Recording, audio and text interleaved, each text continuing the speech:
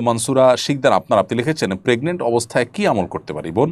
একটু আগে আমরা একটি প্রশ্নের উত্তরে বলেছি প্রেগনেন্ট অবস্থায় করবার জন্য কোরআন এবং হাদিসে স্পেসিফিক কোনো আমলের কথা বলা হয়নি। তবে একজন নারী তিনি প্রেগনেন্ট অবস্থায় অন্য সময়ের চাইতে বিশেষভাবে গুরুত্ব দিয়ে যে কোনো হারাম থেকে বেঁচে থাকার চেষ্টা করবেন। হারাম কোনো কিছু শুনবেন না, মিউজিক, তারপরে যেগুলো শোনা আল্লাহ জন্য হারাম করেছেন সেগুলো শোনা থেকে বিরত থাকবেন, এবং যে সমস্ত জিনিস দেখাকে আল্লাহ হারাম করেছেন প্রেগনেন্ট অবস্থায় সেটা দেখা থেকে তিনি বিশেষভাবে বিরত থাকবেন, যাতে করে তার গর্ভস্থ সন্তানের মধ্যে তার এই যে তাকওয়ার ইতিবাচক ইমপ্যাক্ট এবং প্রভাব পড়ে, সেজন্য তিনি সেই চেষ্টা করতে হবে। পাশাপাশি কোরআন কারীমের তেলাওয়াত শোনা, নিজে কোরআন তেলাওয়াত করা, নেকামনের মধ্যে থাকা, বেশি বেশি আল্লাহর কাছে দোয়া করা, ইবাদত বন্দেগীতে যথাসম্ভব মাশগুল থাকা, এগুলোর পজিটিভ প্রভাব সন্তানের মধ্যে পড়ে, এটি অভিজ্ঞতার আলোকে প্রমাণিত। অতএব সেই কাজটি আপনি অব্যাহত গতিতে করতে পারেন। এর পাশাপাশি আল্লাহ নেককার বান্দাগণ, নবী রাসূলগণ বিভিন্ন সময় নেককার সন্তান লাভের জন্য যে দোয়া করেছেন সে দোয়া আপনি অব্যাহতভাবে আল্লাহর কাছে করতে পারেন, যেটি সূরা ফুরকানের ৭৪ নম্বর আয়াতে একটি রয়েছে, রব্বানা হাব লানা মিন আজওয়াজিনা ওয়া যুররিয়াতিনা কুররাতা আয়ুন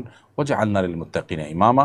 এর পাশাপাশি আর রয়েছে রব্বি হাবলি মিনাস সালিহিন, হে আল্লাহ আপনি আমাকে নেক সন্তান দান করুন।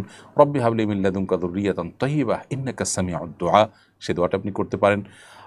এরকম আরও বিভিন্ন দোয়া রয়েছে, সেগুলো আপনি আল্লাহর কাছে নিবেদন করতে পারেন। এছাড়া দুরুদ, ইস্তিগফার, সাধারণ দোয়া আল্লাহর কাছে করবেন, যাতে করে আল্লাহ তাআলা প্রেগনেন্সির আওয়ারটাকে আপনার জন্য সহজ করেন, এবং সন্তান যে দুনিয়াতে আসবে সে আশাটাকেও সহজ করেন, এবং তাদেরকে নেককার সন্তান হিসাবে কবুল করেন। শয়তান থেকে দুনিয়াতে যে ফিতনা রয়েছে, ফিতনা থেকে সন্তানকে যেন আল্লাহ হেফাজত করেন, সেজন্য আপনি দোয়া করবেন।